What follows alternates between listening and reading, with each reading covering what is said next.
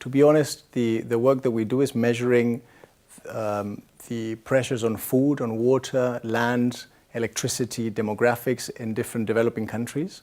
And what we're finding is that in particular for resource-intensive industries, the picture is going to be more and more risky.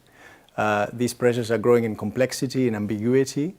And what is very clear, and what we make very clear through the work, is that moving to more, let's say, transformational, sustainable business models is the only way to cope with a higher level of risk, of social, of environmental, of governance pressures.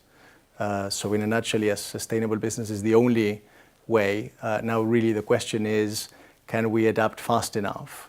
And how is this adjustment going to take place? There's a risk that the transition doesn't happen fast enough. And my view is that based on the work we do, companies, in particular global companies, they are not well prepared to deal with the levels of complexity that are coming. It's very important, I think, from a strategic level, that those business models that are put forward are those that are more realistic, that try to address many things at the same time, as opposed to cordoning off parts of biodiversity at the expense of people. I think that creates very difficult political dilemmas for political leaders to advance.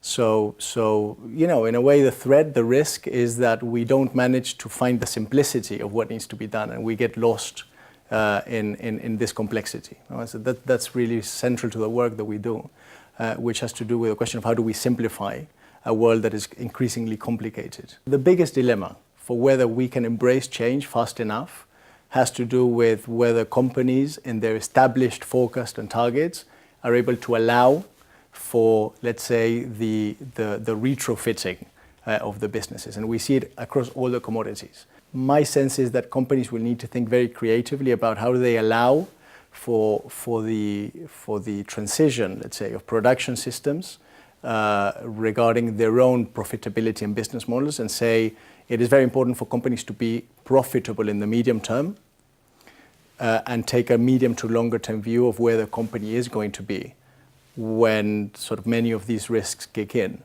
rather than just putting the debate on profitability and sustainability as an all or nothing. No?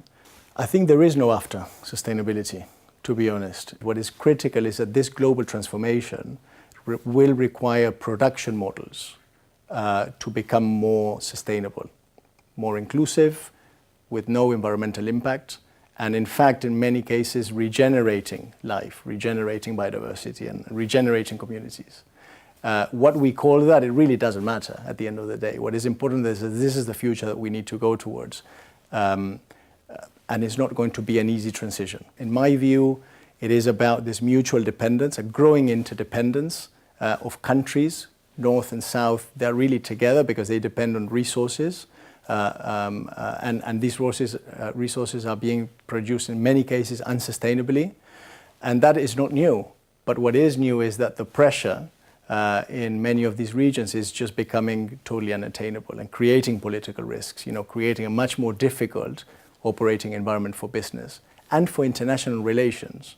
So I think that the fact that the conference from the outset, from a government perspective, can acknowledge that great interdependency as a basis for thinking about the future of sustainability is really fundamental. And I'm very glad that this is very much the prevailing tone of the conference.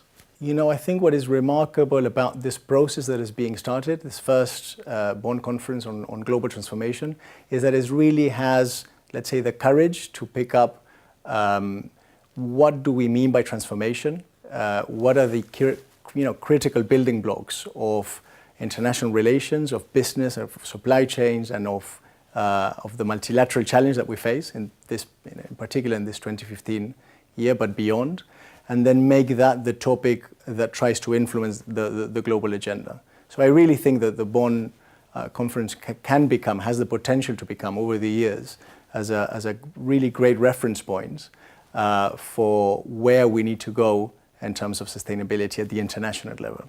So I'm very happy to have been here and hope to be here in the future.